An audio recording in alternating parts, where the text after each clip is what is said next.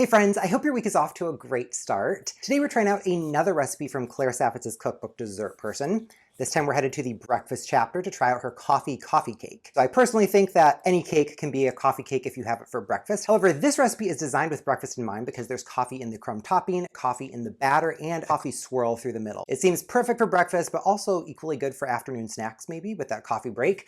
So really excited to give this one a go, and without any further ado, let's get right into it. So this recipe has 3 separate components that we need to prep before we can assemble the cake. So first up, in a smallish bowl here, I've got my brown sugar, instant coffee granules, as well as some cinnamon. And we're just going to smash this together with our fingertips until it's evenly incorporated and homogeneous. This is going to be the swirl that runs through our coffee cake.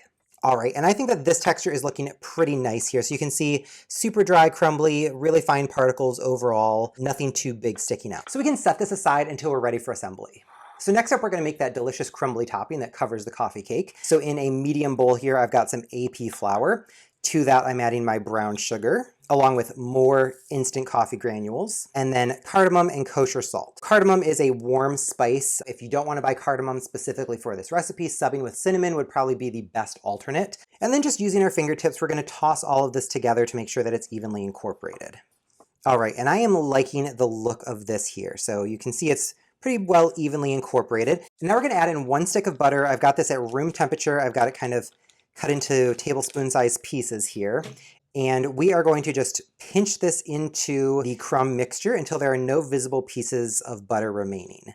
So very much like making biscuits, we're using our fingers to smash this butter through the dry ingredients. The difference here obviously is that the butter is at room temperature versus chilled. So it does yield a slightly different result, but the general idea is the same. So if you watched my last biscuit, you'll be well prepared to make this. So we've been mixing this for about 1.5 minutes, and I think we're in good shape. So the 2 visual indicators that we're looking for here are 1, no visible unincorporated butter. So looking here, you can tell it's a nice even crumbly mixture, no pockets of butter just kind of hanging out. So we're good there. Second thing is that you want this to hold its shape when you squeeze it. So similar to if you were making a sand castle, this is holding its shape really well, but it breaks apart when crumbled. This is ready to go, and again, we can set this aside until we're ready for it. The final component of this recipe is the actual cake batter. So that's obviously composed of dry and wet ingredients. Let's go ahead and prep those now. Here in a glass bowl, I've got some AP flour. To that, I'm adding my baking powder, kosher salt, and baking soda, and we'll just whisk this together to get it evenly incorporated. Perfect. So this is ready to go. Let's move on to the wet ingredients. All right, so now in a small medium bowl, we're going to combine all the wet ingredients. So first up, sour cream, some strong brewed coffee, this is at room temperature, more instant coffee granules, and some good quality vanilla extract. And then we'll just whisk this together to get it evenly incorporated.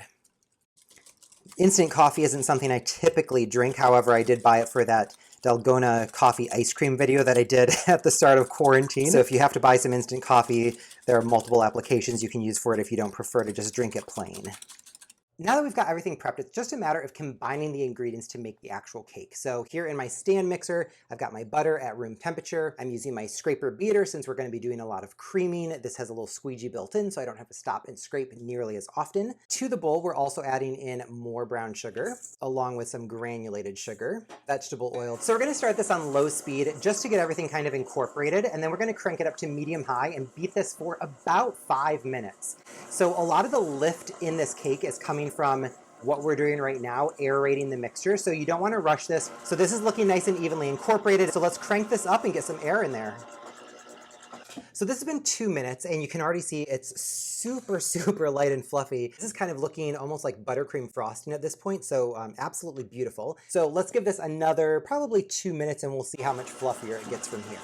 So this has been a full 4 minutes of mixing, and I think I am satisfied with the look of this. So it's incredibly fluffy. All right, so we've got 4 eggs. They are at room temperature. We're gonna add them one at a time on low speed and then crank it up and beat well to ensure that the egg is fully incorporated before we add the next. Egg number 1, egg number 2, egg number 3, and egg number 4.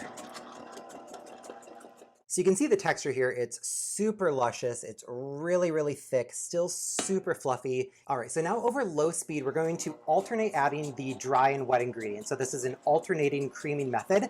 The reason we do this is that there's a lot of liquid in this cake, and in order to get that liquid to absorb into the mixture and not split, we need to alternate dry and wet. So we'll start off with 1/3 approximately of the dry mixture. Mix that until it looks well incorporated, adding in 1/2 of the wet mixture, adding in another 1/3 of that dry mixture, the last 1/2 of the wet ingredients, and the final dry.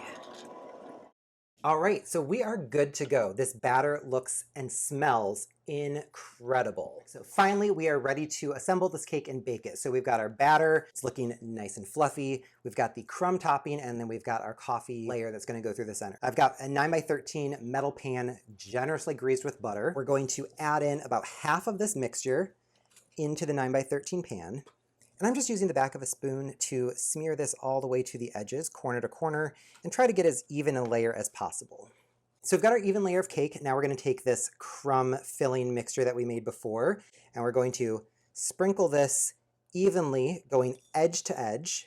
And this really is quite a lot of filling. It's almost full coverage through the center here. I can't see that batter that's underneath whatsoever. And then the final bit is just to cover the top of this with the remaining batter. To make that a little bit easier, I'm going to do kind of blobs haphazardly across here, and then we can spread those out. Putting it down in blobs just means you're dragging the batter a little bit less, so you won't pick up that coffee mixture that we just sprinkled down. And then using that same spoon from earlier, we're just going to nudge this around just to get it into a mostly even layer.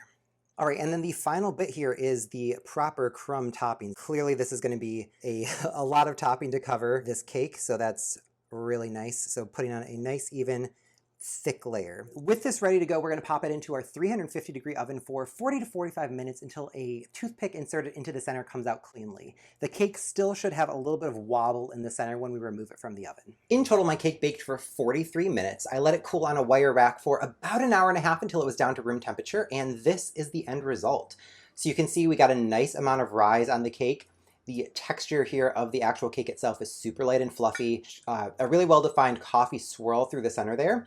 And of course, the crumble topping is nice and crispy and crumbly. So aesthetically, I think this is checking all the boxes for what we were looking for.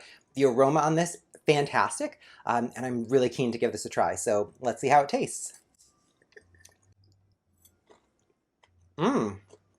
Wow. The texture of the cake is super light and fluffy.